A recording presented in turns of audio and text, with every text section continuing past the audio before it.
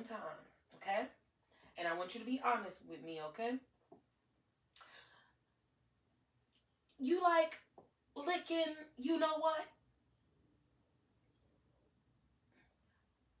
First off, I had no idea what you know what was, okay? I was a little girl and I was horrified at her even suggesting something so crazy. When she got no response from me, she then proceeded to ask, do you like girls? Do you like kissing little girls? And so I thought that that was my opportunity to just be honest. And I said yes.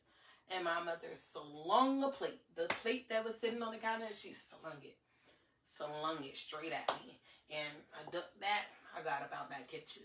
I got up out of that kitchen, went upstairs, put on some clothes, and I just went for a walk down the street to my friend's house because I knew that my mother was on 10 and I knew that I needed to clear the space. Later on that day, I get home. My mother has called my sister. Sister 2. Mama calls sister 2. And she comes over there. What, Mom? What's going on? What's going on, Yana? What's going on? I don't know why she called you here. She's like, Mom, what's going on? My mother like, tell her how you like licking you know what. Really, Mom? That's, first off, that's so out of line to say to a kid, first off, because I was not there.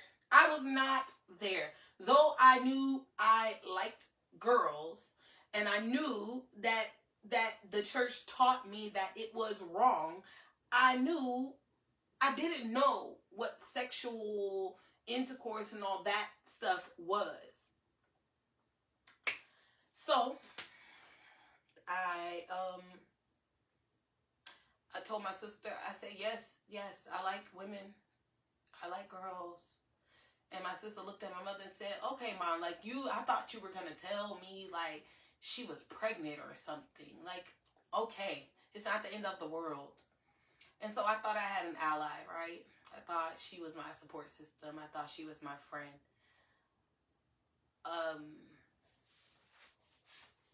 But after she left, my mother got back on the phone again. And she started to call the church that I was going to. I was attending a church at the time. The pastor of this church was the best friend of Uncle Willie. So I was singing. I've always been known for singing as a kid. So I sung in church. I sung in the choir. I sung most of the solos, all of that stuff. So my mom calls the pastor and tells the pastor that I'm a homo. And the pastor says that he's going to gather the troops and they're going to come over. Once I heard that conversation happen, at that time, I had a cell phone with minutes on it, like it's a little flip phone with some minutes on it, a minute card. For you young people who don't know what that is, ask your parents. And I'd used my last couple of minutes to call my grandmother, and I told my grandmother what my mother was doing. I said, Grandma, my mom has called the pastor and these people. They're going to come over here, and they're going to try to come get me. Please come. And my grandmother said, baby, say no more. I'm on the way. I couldn't even tell my grandmother, like, everything that was going on. I just told her a little bit just to alert her to get her on the way. It was less than about 10 minutes. I don't know how that pastor got there so fast with so many church people. But him and like 3 of the deacons and 2 deaconess and like 1 of the nurses came. And y'all, my mom had already cleared off the coffee table. They must have given her directions. She had already cleared off the coffee table. They lay me on the coffee table, hold my ankles, hold my wrist, and this man is throwing holy water on me. He is putting a Bible on my head. They're trying to perform an exorcism. while in the midst of all of this crazy stuff happening, my grandmother comes in. Because of course the front door ain't locked. The front door ain't locked. These people walked in our house. They locked the front door. Grandma comes right in. Y'all unhand my baby. And grandma says the dad. Right? Wrong, y'all. When I came out is when my troubles started. When I came out is when my troubles started. I don't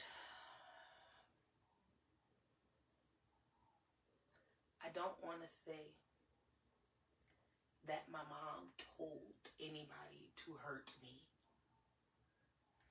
But I believe that her sharing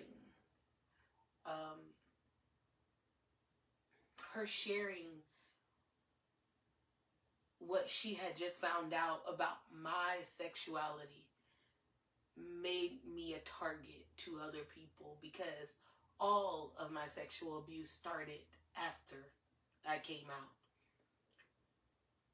Again, I was an 11-year-old girl, so I was a little developed. I had already started developing breasts. I was tall. I had long legs. I ran track. You know what I mean? So it made me extremely vulnerable. So about a month after I came out, I remember one of the deacons died, right? One of the deacons who came to our house died. And I remember the pastor calling my mom to say, hey, let Ayana come and sing the solo for the pastor's funeral. And you know, y'all, I'm gung-ho. I'm ready. I'm ready to go. Let's do this. And he came to get me because my mother trusts me with them. They come to get me all the time. I stay the night at their house all the time because they have children, and I sing in the choir. So, you know, these people are trusted.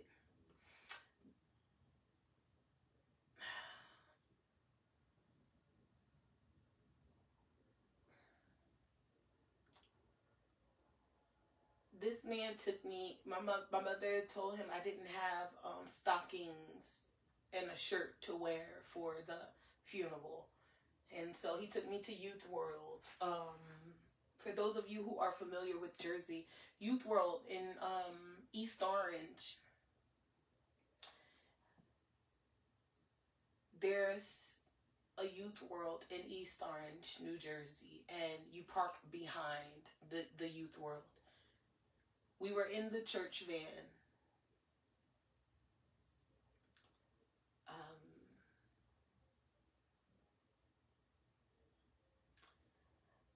I remember him looking for a spot to pull into, and one spot we pulled into, somebody pulled in next to us, so he pulled out.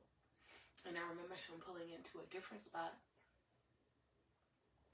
that was a little bit further away from where you would walk between the buildings to get out to go in front to enter the store. And he put the car in park, and I remember him like undoing his clothes, his pants and stuff, and it was almost like it was a swift motion all at once. As he put his hands in his pants, he reached under my shirt, even under my shirt, because again, like I told you, I had breasts at the time.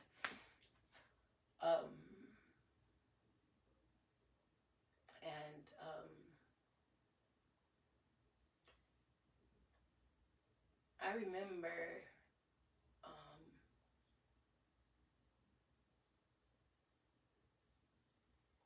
immediately